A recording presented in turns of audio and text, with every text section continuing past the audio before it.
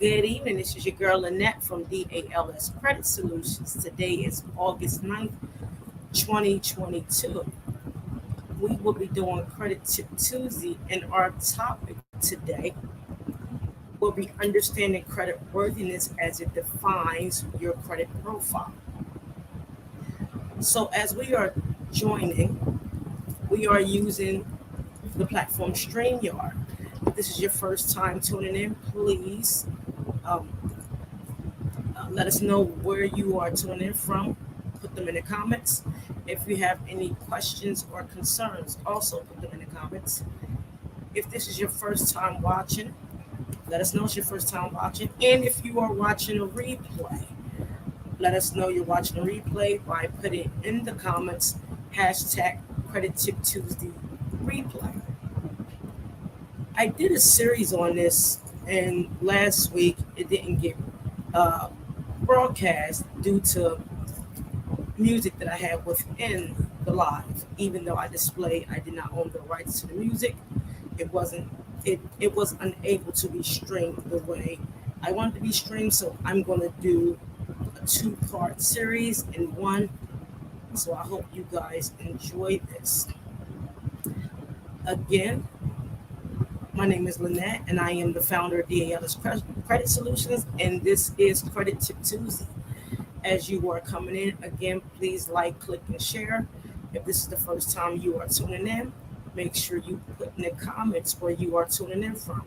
We are using the platform StreamYard, and if you're watching a replay, please place in the comments you are watching a replay by using hashtag Credit Tip Tuesdays replay.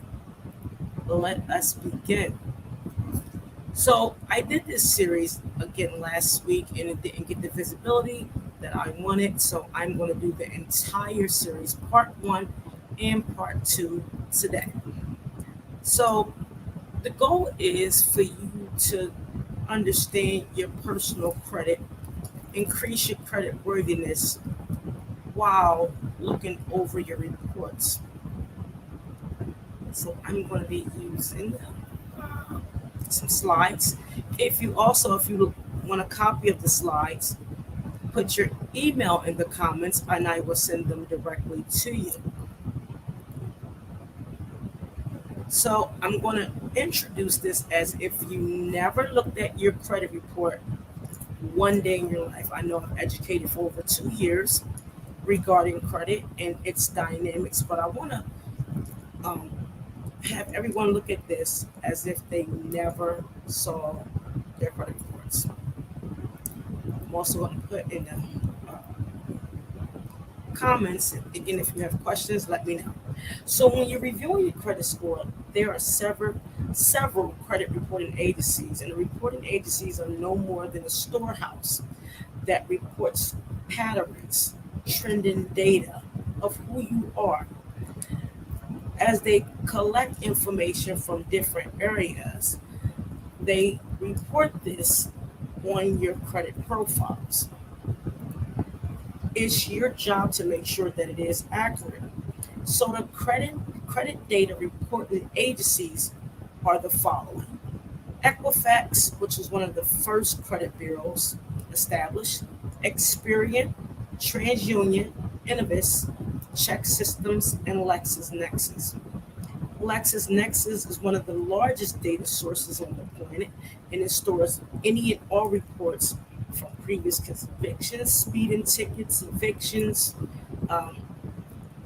court dates, whatever. LexisNexis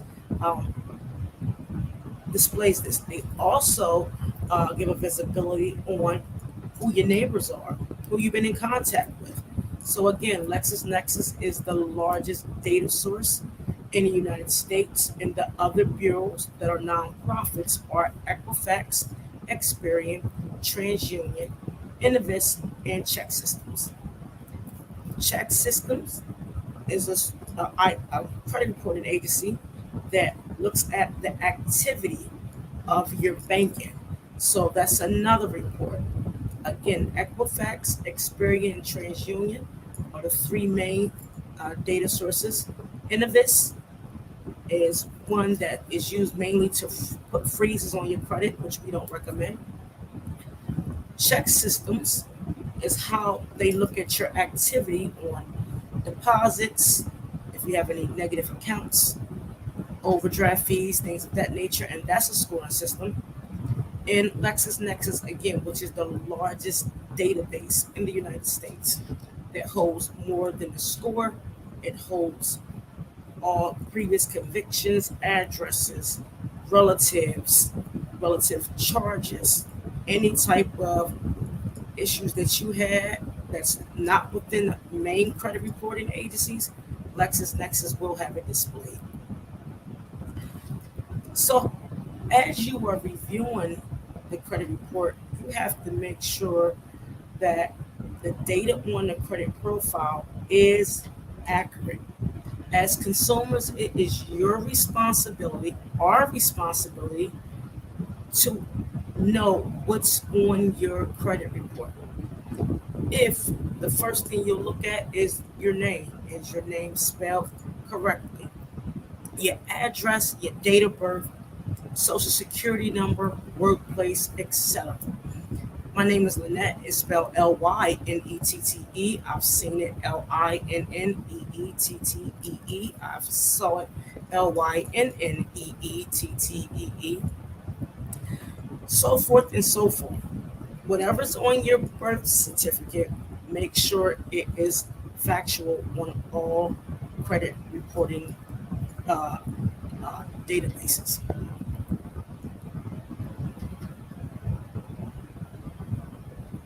As we begin the steps on identifying if information is accurate, let's understand the definition of the 5 pillars. When I say the 5 pillars, meaning your payment history, credit utilization, credit age, mixed credit, and overall credit. However, there are 5 C's that is the equivalent to the 5 pillars. So when I talk about payment history is your character. Who are you? How you pay your bills. The capacity is the amount of loans, debt, credit utilization that you can carry, that you can be responsible for. Capital is how long you had your accounts and what type of, you know, funding you have, money you have. Collateral is mixed credit, I mean everything you own, assets, insurance, real estate, uh, anything, debt, whatever the case may be. Collateral equals mixed credit. The condition, meaning time on the job, overall credit, income, employee, and or business. What is the condition of who you are? The nature of who you are. Goes in the categories of the 5 C's, which will identify the 5 pillars on the credit report.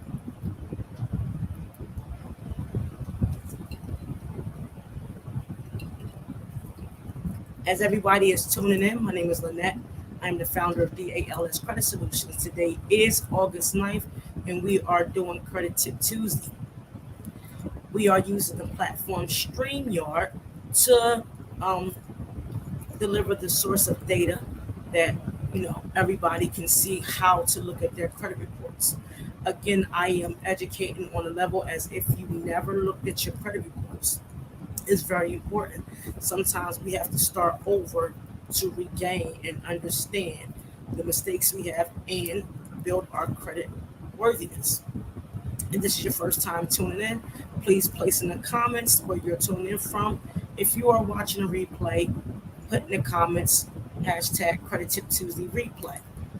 Once you are done viewing Credit Tip Tuesday, if you want a copy of the slides, I will send them to you directly. If you have questions regarding the information that I am delivering, also put them in the comments so I can answer them accordingly. As we continue, now we're identifying again what's on the credit report. Name, age, date of birth, social security, and accounts open. So when I say all accounts, anything that has your digital and or manual signature. Now I've my account, my oldest account is almost 19, 20 years old. I'm only 35. I don't know that. Know that. Nope. Don't know how that happened, but it happened. But make sure everything on your credit report belongs to you.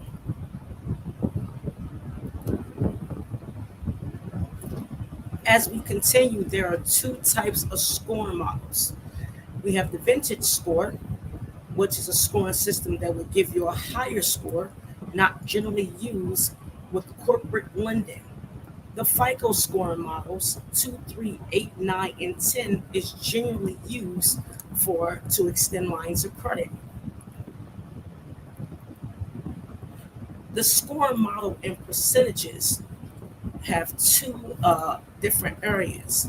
That's why the Vantage score displays a higher credit score model. However, it's one of my favorites because it gives you more of a breakdown on how you are reviewing your credit. The FICO scoring system is the oldest model and it is more respected and utilized with corporate lending and, you know, different lines of credit. With the vintage scoring system, you have payment history, which is 40%. Depth of credit is 21%. Utilization is 20%. The balance is 11%. The recent credit is 5%, and available credit is 3%. I really like the scoring model because it shows you not only the time, but how you utilize your credit cards and if there is a balance. I will get into why, later on, so I stay on track, why it's not good to utilize your entire credit limit um, on a credit card. So, utilization on a vintage score is 20%, and a remaining balance is 11%, or the balance overall is the 11%. Available credit is 3%, and recent credit is 5%. With the FICO scoring models, we have payment history of 35, utilization at 30, credit age at 15, mixed credit at 10%, overall credit 10%. Again, FICO is one of the uh, well-known scoring models, and they are utilizing FICO for decision making. Every institution have their internal scoring models as well, and they can either look at the original FICO or have their own scoring models. I don't know which institutions do that overall. However, if you ask the question, I can find out. In this area, in order to now, after you looked at your credit, make sure you have all the credit, major credit reporting, your credit reports in front of you.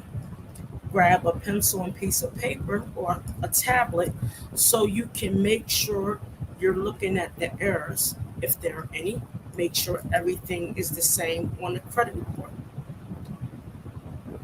Write them down by each bureau where you see that there are some discrepancies. When you do this, now you're setting up a system to reach your goal. In this part, I would demonstrate how to calculate the goal score. So the goal score is the score you are requiring to reach that target. So if you want an 800, you would, utilize your goal based on wanting an 800 credit score. Everything I do is numerically um, because I want the individuals to see how we come up with a plan in order for you to look at your information and how to start. So I use the average credit score in the United States is roughly 650. So say if you have a 650, which is the current score, and you want an 800 credit score, we will utilize the FICO scoring systems because it's the most used, and we want to make sure that you reach your goal based off of this method. So as you're gathering your pen and piece of paper, or your tablet, I want you to look at this format. So later on, when you begin this process, you can use your own score. As you're following along, I want you to understand how I got this, what is the purpose, and how it works. So I'll let everybody take a few minutes to get their pencil and piece of paper and your tablet, and I will be right back. So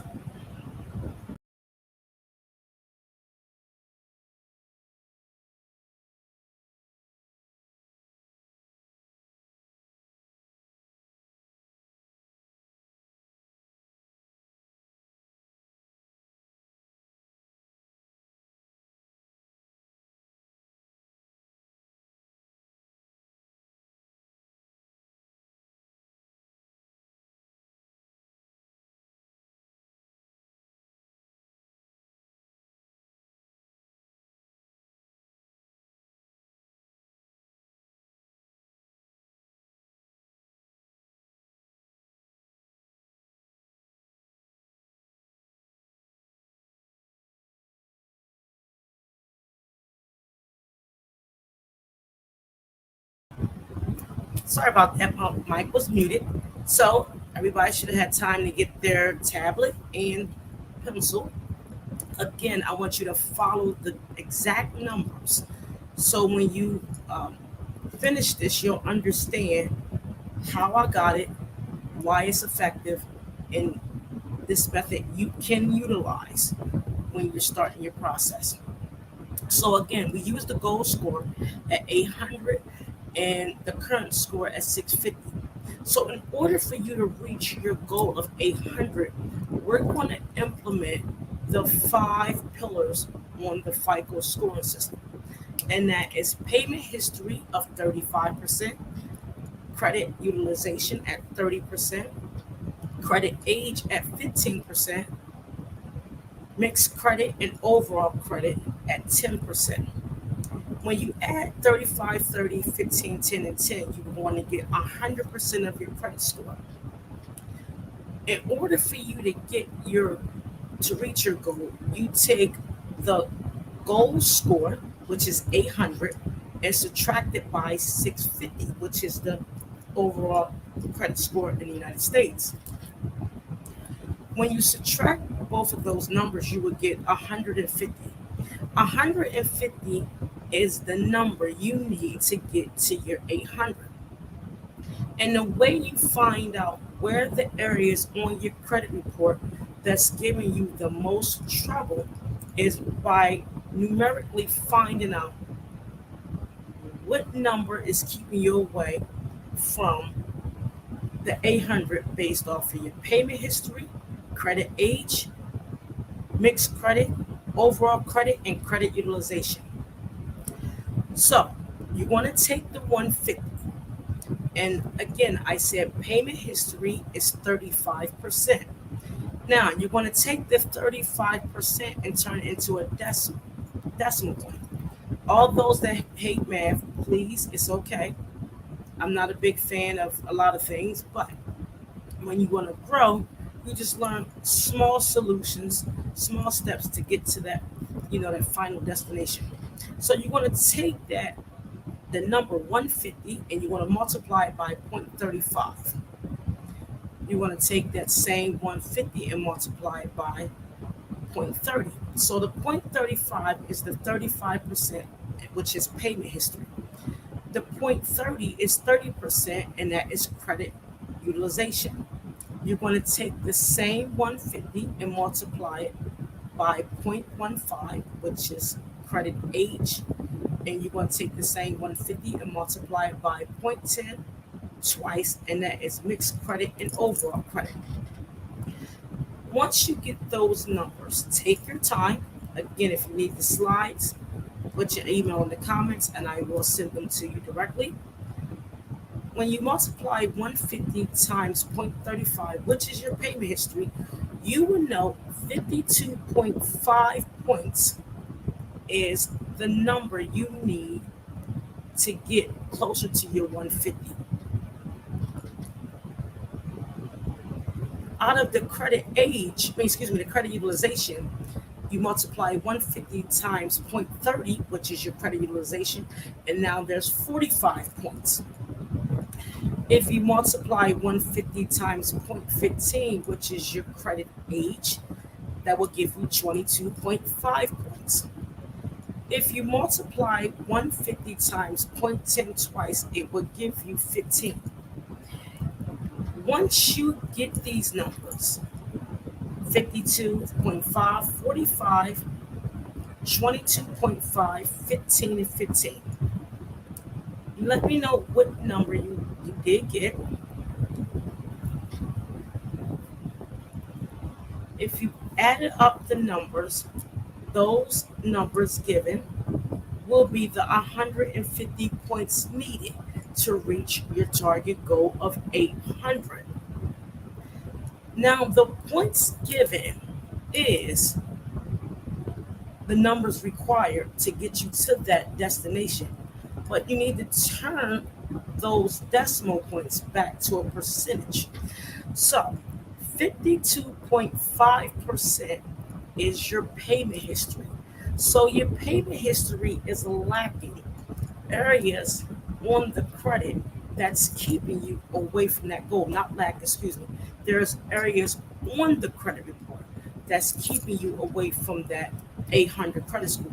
So 52.5% of your entire credit profile has to do with your payment history. Your credit utilization, if you don't have any credit cards, that is 45% of your overall credit profile based on credit utilization. Your credit age is 22.5, which is 22.5%. 15% is mixed credit. Overall credit is 15%. As you are looking at this will give you an overall view of, okay, I have 52% out of 100 that is dealing with my payment history. 45% is my credit utilization. My credit age is 22.5%. My mixed credit and overall credit is 15%. Again, if you add all of those points up, it would equal the 150 points that will allow you to get to your goal of 800. Now, as you're looking at your credit profiles, meaning with all the credit bureaus, credit reports in front of you, not just one, all of them, TransUnion, Equifax, Experian, Check Systems, LexisNexis, get your reports. Review your reports. This is not going to take 2, 3, 4 hours. This might take you a little longer, but can you imagine spending the time now so you don't have to spend extra later? Trust me, I have been in this boat more than once, and the way I educate on this is the mistakes that I made growing up, and even as I, getting older, on how to understand not only the credit report but behavior spending. These factors are extremely important in order for you to reach your goal. Look at all of the information and start taking notes.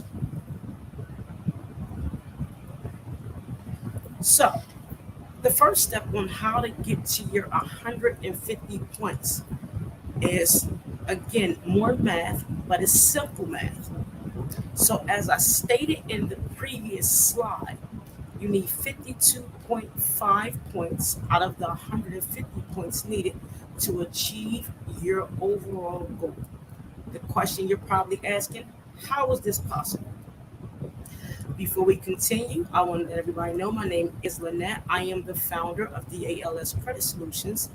We are talking about how you can increase your overall credit worthiness by knowing, what's on the credit profile. If this is your first time tuning in, please place in the comments where you are tuning in from. We are using the platform StreamYard. We are going over again different areas of the credit report in its entirety, however, so you can understand how to increase your credit worthiness.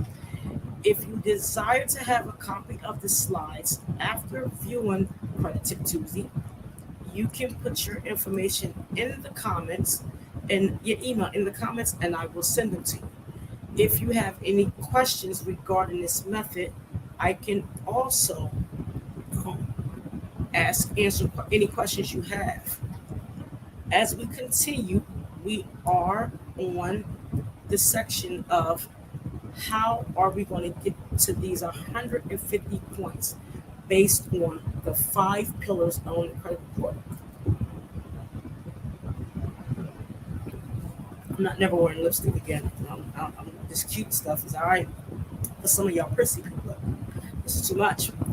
And I love y'all. So, again, as I stated in the previous slide, 52.5% or 52.5 points is needed. So I gave an example. If you have 11 late payments on the credit report, the area that needs addressed is payment history. So if you have late payments, this is going to decline your payment history, and this is why 52.5% of your credit report is having negative outcome regarding payment history. So the way you look at this, I said you have 5 late payments on the credit cards and 6 late payments in collections. I utilize this example because this is what I normally see on credit profiles.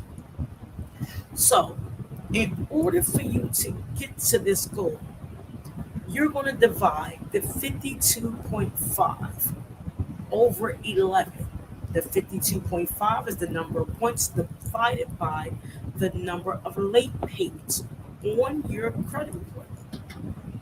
When you do this, every time a negative area is removed or it aged, meaning it gets older, you will gain 4.77272727 points every credit reporting cycle. This is just your payment history. Again, if you have an issue on your payment history based off of this example, the number of points needed to reach your goal is 52.5, which is 52.5% of your credit profile. Regarding payment history, the example I use, if you have 11 late payments in several areas of the credit report. So if you have 5 late payments on the credit cards, 6 late payments in collections, let's explore the math.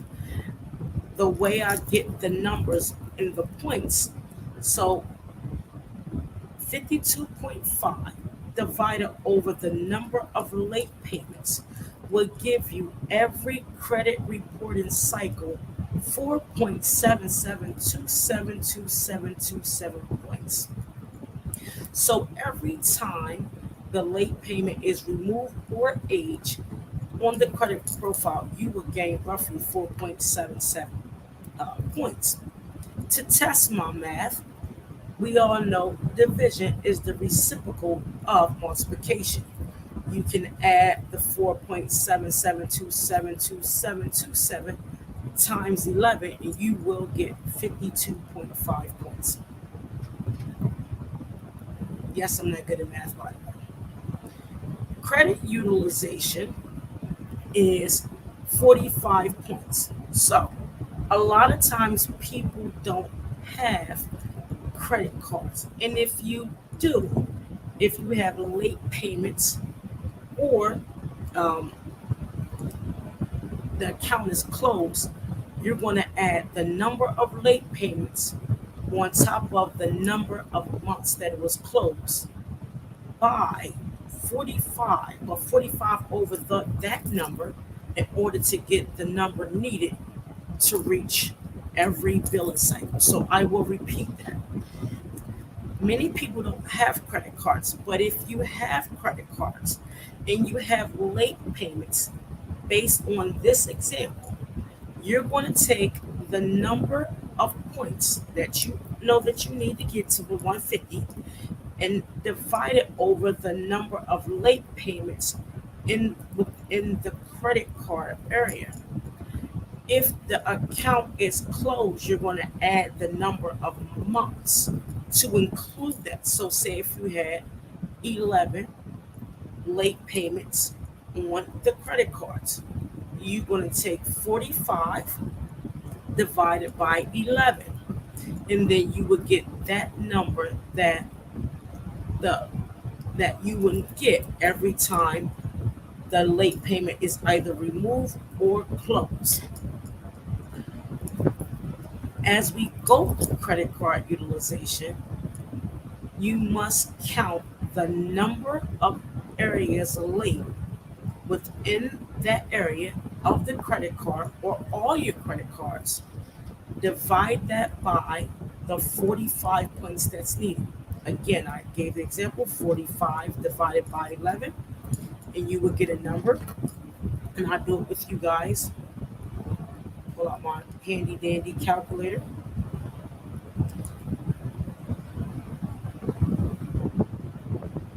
So if you have 11 late payments, you would take 45 divided by 11. In every reporting cycle, you will earn 4.09090909 every reporting cycle. To test that, you can take that number given and multiply by 45 by the number of late payments, and you will get 45. A lot of myths with credit cards. I don't want to get deep into it because we're going to do that in the second series, because I'm going to do this all in one. And you want to understand the target utilization, transactor versus revolver, and statement closing date versus payment due date. If anyone have any questions, please let me know. Put them in the comments as we continue. I will go over this. To find your credit age,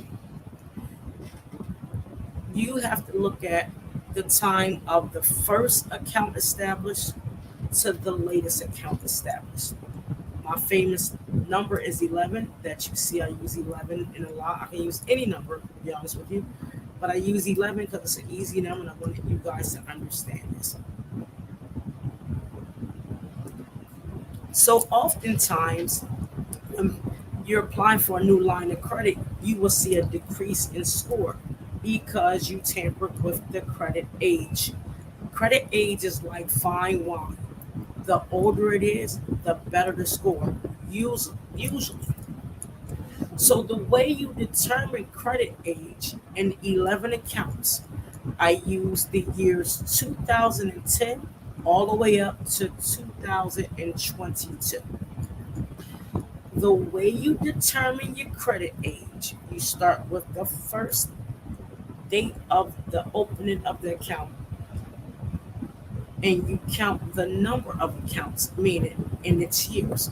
So I use very easy examples here. 2 accounts in 2010, 2 accounts in 2011, 2 accounts in 2014, 2 accounts in 2016, 1 in 17, 1 in 19, and 1 in 2020. When you add all those years up, and they are 11 accounts, you will get the number 2014.36364. Again, the way you find your credit age is you add all the accounts up by year. So if we had 2 accounts in 2010, you add 2010 twice. If you had 2 accounts in 2011, you add 2011 twice. You add two accounts in 2014, you add 2014 twice, so forth and so on. You do this until you have all 11 accounts. And when you add those together, you will get 2014.36364.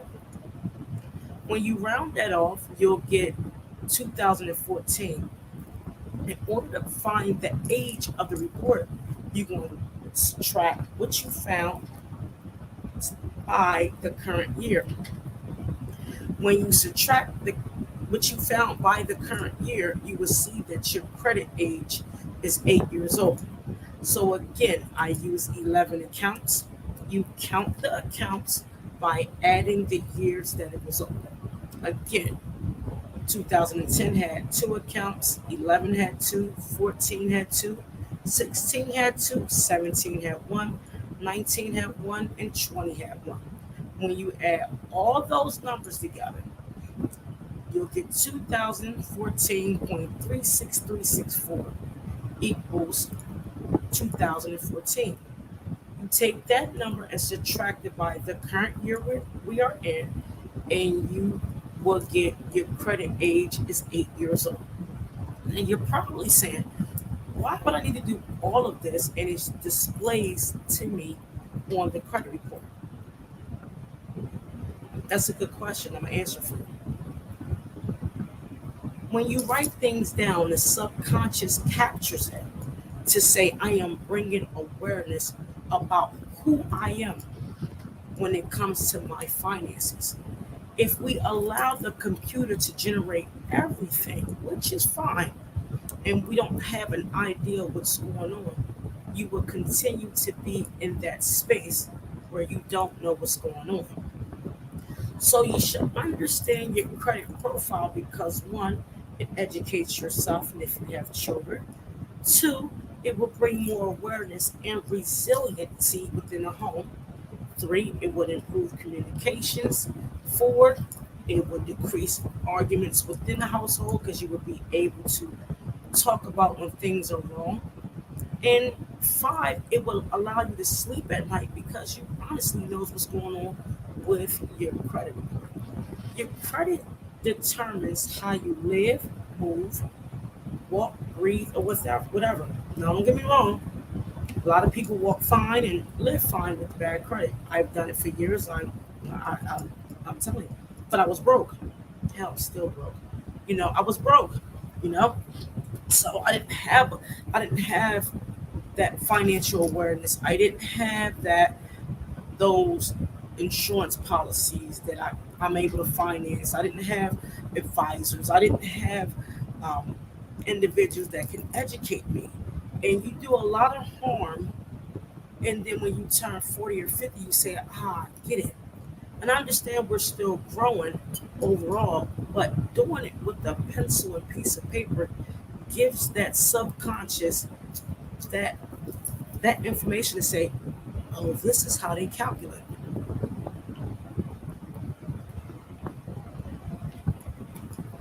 Mixed credit and overall credit is 15%, and that includes your the time on your job, time at residency, applying for lines of credit, assets will determine that 30 points. So mixed credit and overall credit is everything you are doing that as you are looking at your credit profiles, seeing if something is correct or if it's displayed um, not the same as others, you can see where the area is. Again, while you're doing this, use the examples within the slides. Once you grasp the concept, then use your and determine your numbers based on what you see and set your goals. Please do short-term goals for long-term to extend the long-term goals. If you are a 500 and you need to be at 800 in 3 months, this is not the way to do it because you're not going to get there. If you are 500 and you're trying to reach an 800, educating yourself along the way to bring awareness to get to the 800 will ensure you won't get back to the 500s again.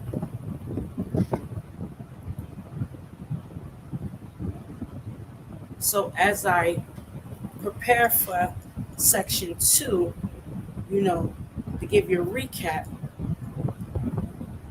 know which who are the credit bureaus, how they operate, look at your check systems, look at your LexisNexis, pull your credit reports, because it's important. If you have everything in front of you, you can now keep a dialogue on how you are going to improve overall. Set realistic goals, and it's okay if you fluctuate. You're going to go up and down like a seesaw. You're not going to always go up. You're not. Um, if as you're building, you lose a lot of points because you are growing your score. The goal is you got to lose something to gain something. And again, if you go fast, go alone. African Hebrews. If you go fast, go alone. But if you're gonna go slow, we all go together. Section 2 will allow you to understand ways to dispute.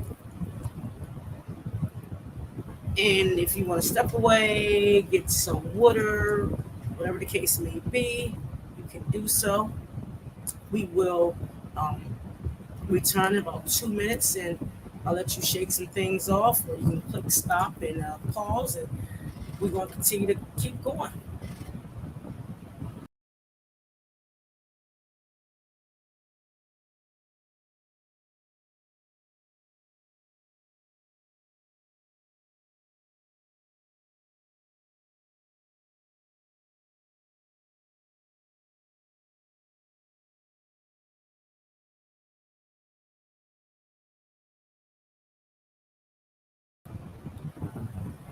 All right, I am back.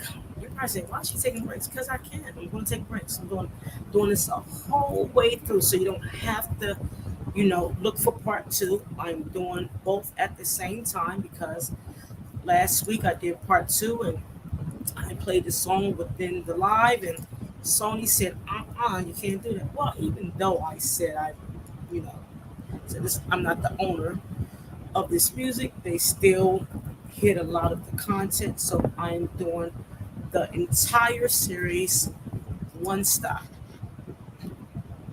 We are on series two. My name is Lynette. I am the founder of DALS Credit Solutions. Today is August the 9th, Credit Tip Tuesday, and we're talking about how we can bring awareness regarding your credit profile. I educated in series one as if you never looked at your credit before. I hope this reached people that never looked at their credit report before, and I also hope that it reached people that may have looked at their credit or in the process of rebuilding their credit, uh, find some knowledge in this to keep and continue to grow. We are using the platform StreamYard. If you have any questions, comments, or concerns, please place the information in the chat. Let StreamYard know who you are so I can see. I will share this throughout social media. Check out my YouTube, LinkedIn, Instagram, Facebook, of course, and my website, www.dalscreditsolutions.com. No, www.dalscredit.solutions. They're my own website. Before we begin the second series, please get your notepad out and a pencil. And we're now going to talk about how to dispute. I will read a disclaimer. All information is for educational purposes only. To grow and increase awareness, DLS Credit Solutions will not engage in any illegal activity which is not aligned with the Fair Credit Reporting Act and other federal regulators regarding credit laws. DLS Credit Solutions will not support instructions if you are in the process of removing items on the credit report associated with you by law. It is illegal to remove items on the credit report utilized during the account opening. We do not participate in purchasing trade lines from unknown sources, and we do not support credit privacy numbers, CPNs, fake social security numbers. We are now going to continue with the second series. How to read in the disputing process. Fun stuff. How to read your credit report. As I stated before, pull your credit reports from all agencies. Freecreditreports.com is a source that you can pull your credit report. However, there's a disclaimer clause in there.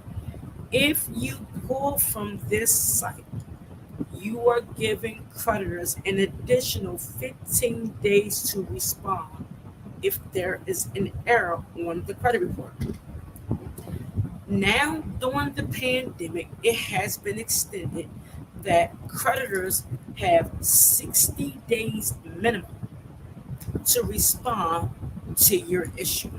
So if you pull your credit report from creditworthiness.com, you're given 75 days to respond.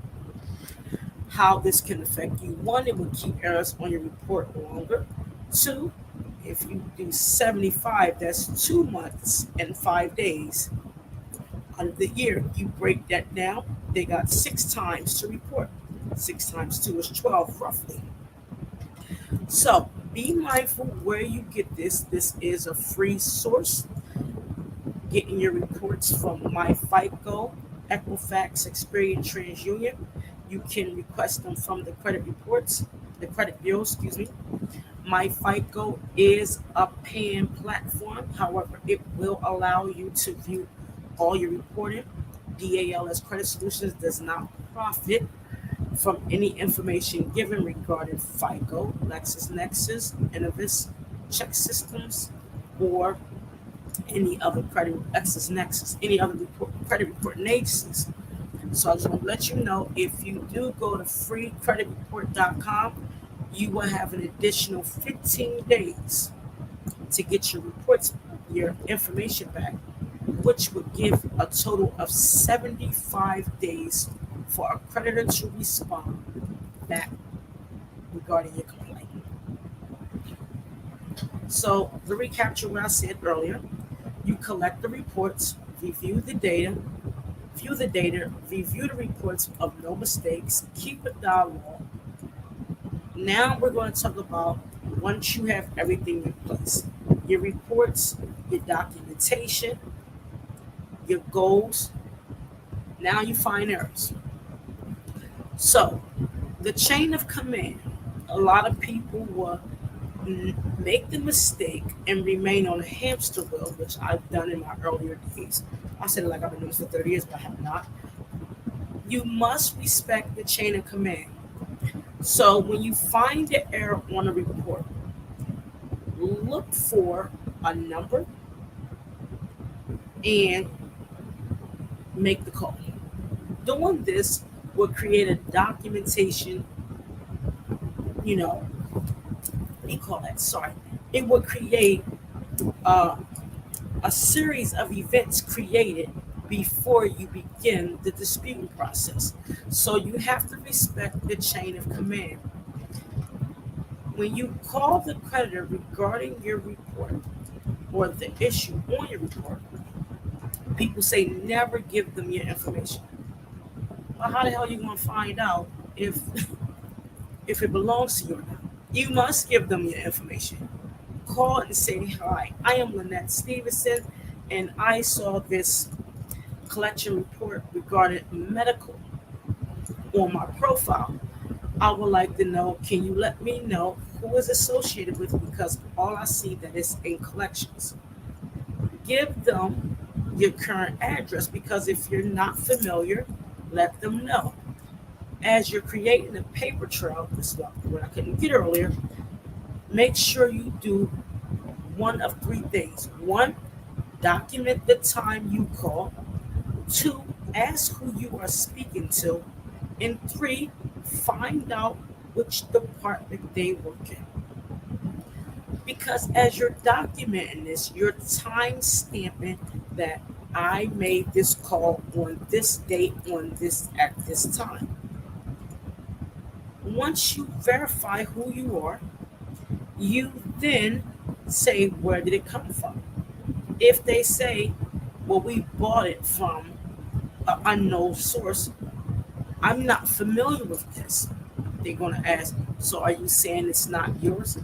I'm saying, basically, where who you said it came from, it doesn't have any, I don't have an idea who that came from. Is this the original creditor? If they say yes, it is, say thank you, but I'm going to have to dispute this because I'm not familiar with the main source.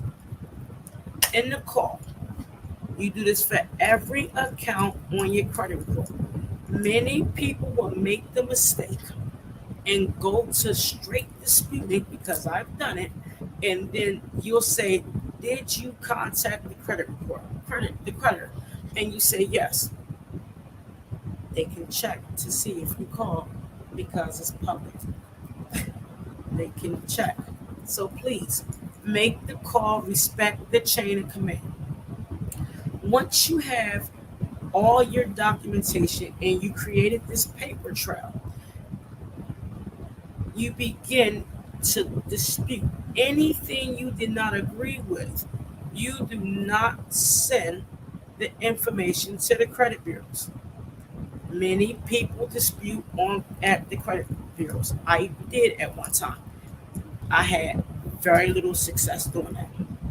The reason being that they're going to do is send all they're going to do is send your information to the credit bureaus and turn around and they're going to say, is this person's account? They're not going to do a full verification.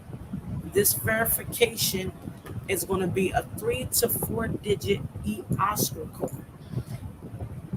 Again, I used to dispute with the credit bureaus. It does nothing for me. I have nothing against those that do it.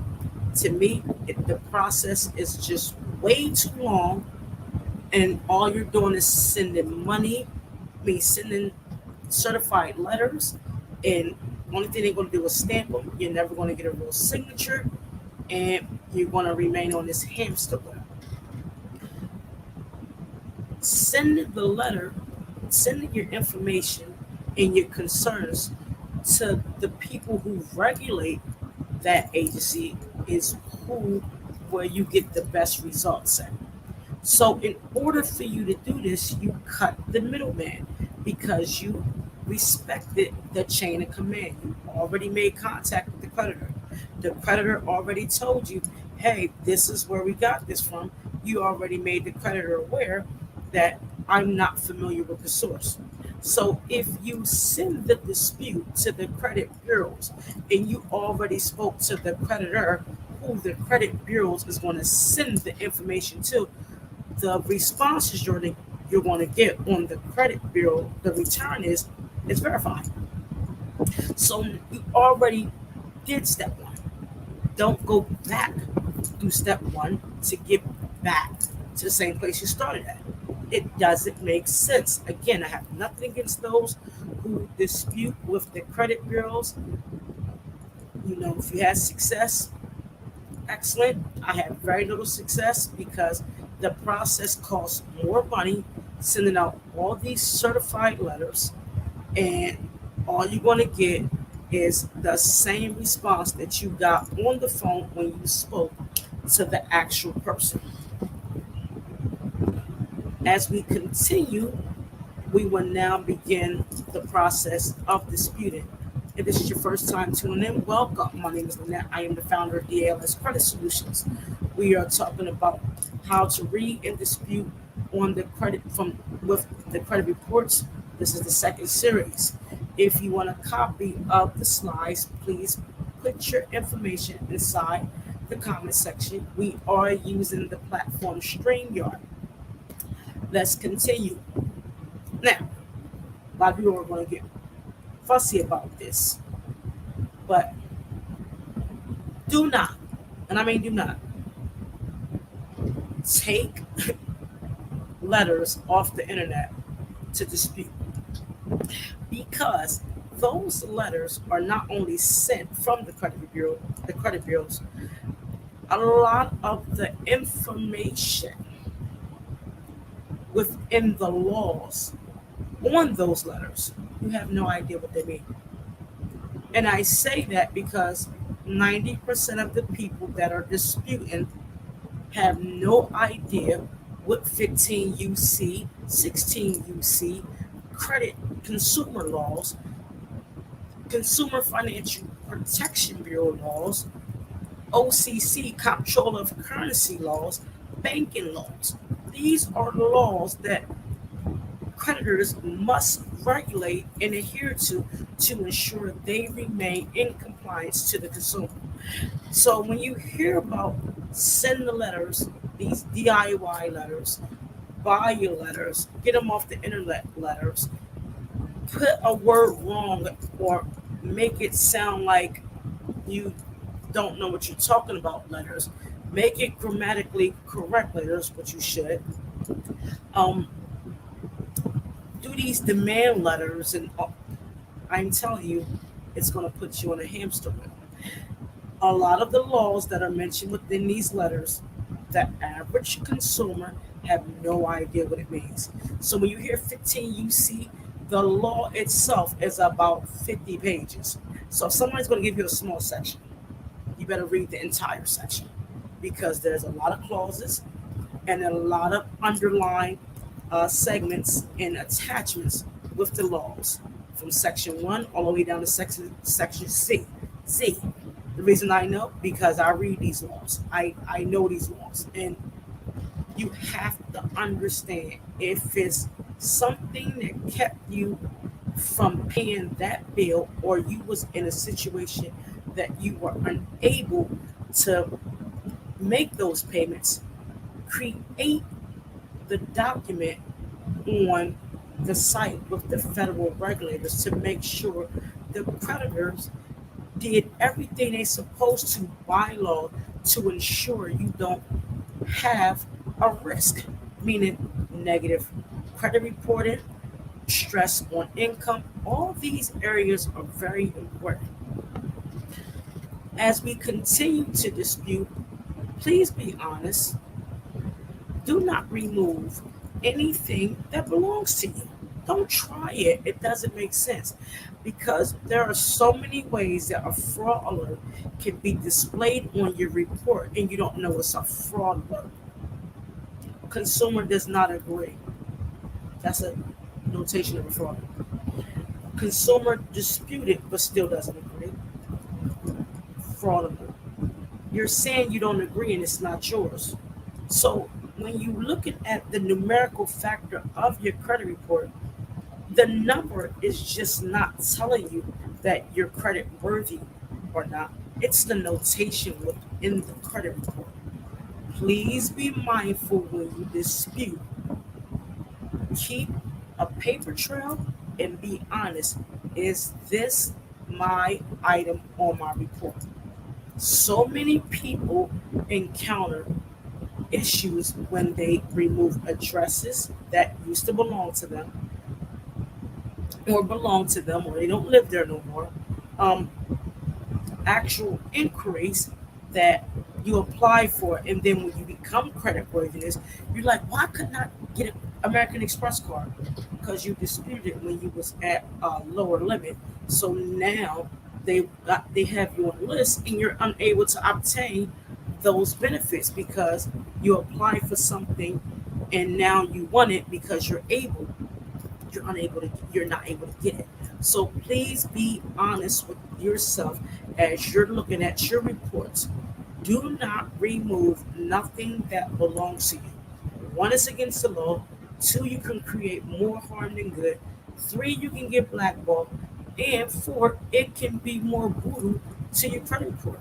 A lot of people say, I've been a 599 or 600 for 8 years. And I look at their credit report and the notation says it all.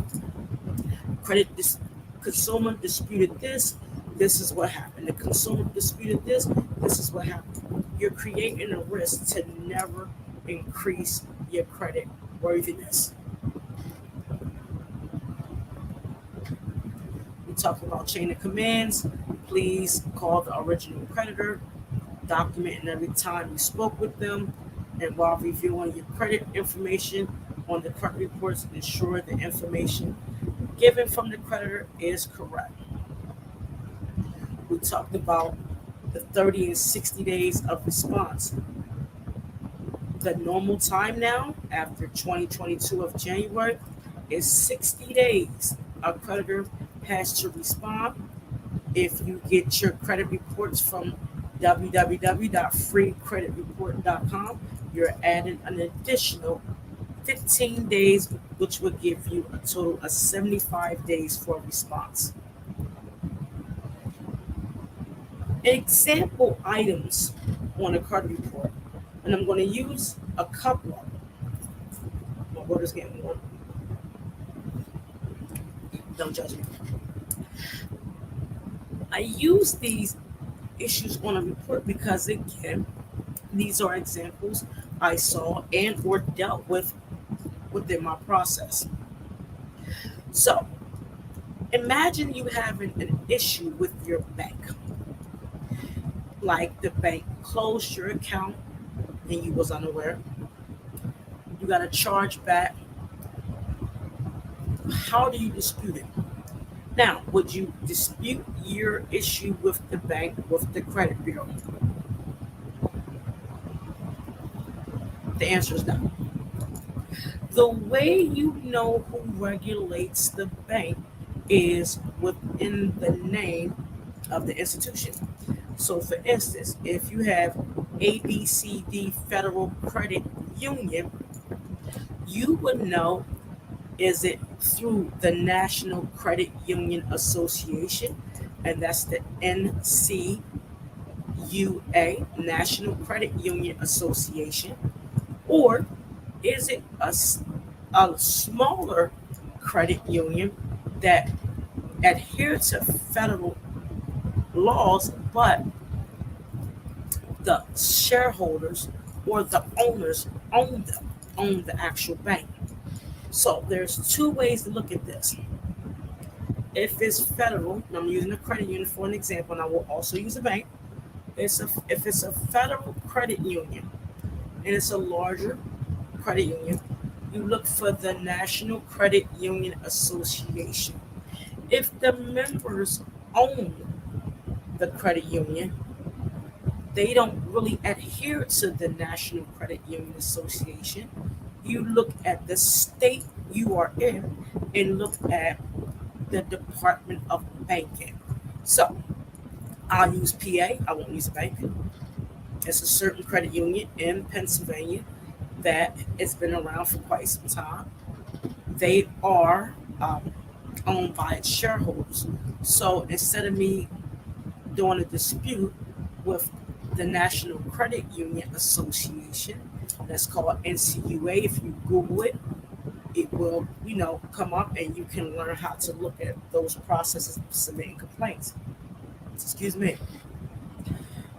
I went through, since it was a credit union that wasn't regulated by the NCUMA, National Credit Union Association, I went through the Pennsylvania Department of Banking. What I did was explain the client's issue based off of the information given and what happened. When I submitted the complaint through the Pennsylvania National Department of Banking, and for example, this was a repossession on the client, and the way it happened was against the guidelines according to the Pennsylvania Department of Banking. The letter said X, Y, and Z. Based off of what happened, the repossession was fully removed and they received $1,200. So the services they got from me basically paid for itself. That doesn't happen with everybody. However, if you learn these processes and you find violations, you can be compensated at times, not all the time. Again, disputing with the credit bureaus is going to do nothing but send that e-Oscar report to say, is this X, Y, Z? If they say yes, you already made contact. They're going to send it back, says verify. Then my question to you is, what's the next step? While you're disputing, do two things, do many things. My daughter, Denisha Stevenson, she taught me this. Purchase a planner. A planner can save your life because it brings awareness of what you need to do, how you're doing it, and what needs to be done next. Be honest with your spending. We didn't touch on, spending patterns and spending habits because I'm not one to judge because we all have our habits. But in order for you to grow credit worthiness and increase that that awareness and become resilient, you must be honest with your spending. If you have debt and it belongs to you, pay it. I know many times people say, oh, paying a collection, it's not worth it. Okay, leave it on there and it's not going to be worth it. So if you pay a collection, ask it for it to be removed and then use the steps that I mentioned before. Be honest with your spending and become aware of your spending. Pay off your debt if you got to do a little at a time. Contact current creditors regarding your debt. If you are unable to pay something, please talk to your creditor. I've made the mistake many times in my life. Feel as though it will go away. No, the hell it won't. It will smack you so far in your forehead, their company will come on there. Please, if you're unable to pay a bill or have issues that you got to pay your credit card debt and it's not there at the moment, please communicate. It's very important.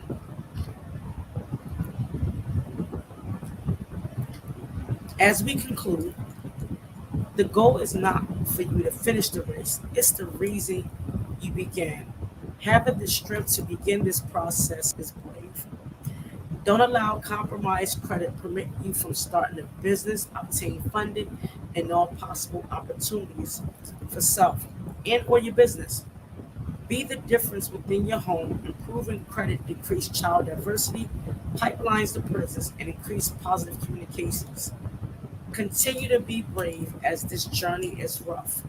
I will see you on the other side. I love you guys. I thank everyone who tuned in to watch this. I hope that I sow into you that it will make a change because so much is going on in this world that we have to be aware that things are disappearing. It's not the same. It's never going to be the same. And it's going to get worse. We are transitioning to the cashless, meaning money will become obsolete one day. I don't know if it's going to be fully removed. I'm letting you know, put your money in insurance or keep it under your mattress. Obtain credit, learn how to understand money and finances because we're coming into a season that the shelves are empty. We're coming to a season where we're scraping pennies and quarters and dimes. We're coming to a season where it's taking longer for payments to be made on businesses. We're coming to a season that things are slowing down. Be prepared for this upcoming season as if your life depends on it. I'm saying that from the bottom of my heart because I see things that many others do not. And I'm saying this to you to not gain business, but to sow into you to let you know, start this journey now. And I mean start it. Use the information given in order to grow. If you are a small business, get away from the cash flow and go towards accruing. I can't even say the word accrual, excuse me, because cash flows will give you a higher amount. but accruals will give you a stronger return. Understand your financial profiles, understand how you're going to do business. Make sure you are pricing accordingly. It all begins with your personal credit. I'm telling y'all what I know. I felt many times with my credit. I felt many times with my finances. I am very transparent when it comes to me. I had more items on my credit than wig strands in my hair. This process that I'm educating you on, I went through the same journey. It took me 5 years because this is a trial and error for me. The reason I can execute on this because the numerical factors within this content will give you the actual data to grow your credit score. DALS Credit Solutions is very proud that we do not use software to mask the situation. We bring education and awareness to improve the situation. We are proud we are different, and we are thankful that we have individuals like yourself. Please share this content with others. I cannot reach everyone. The individuals that also do credit cannot reach everyone. Be a service and click and share. Don't have to sow into. You don't have to sell your business if you don't sow into it. I love you guys. Again, if you have any question, place your comments in the chat. We are using StreamYard as the platform. If you want the slides, put your email in the chat so I can send you the slides. If you want the recording, I will be nice and send it to you. I don't know if it's going to download because we're on an hour and 12 minutes. Or please go to my Facebook page and look at the videos. You can go and view all videos back from 2020. I don't delete my data because it's public and everybody cannot afford services. Please be mindful and do it yourself if you are able to. I have many clients um, done it themselves and they are very successful. Shout out to Veronica Lent and Candace. She's from down south. I remember my first time with Candace. She came on my credit tip Tuesday, and she asked so many questions. She improved her score in 1 year. She had one consultation, and 1 year later, she bought her house. It's the consistency that will allow you to grow. So don't be afraid. Don't fall off. Don't be afraid to fail and get to the other side. I conclude by saying God bless you all. I love you. I will see you next Tuesday and have a wonderful day.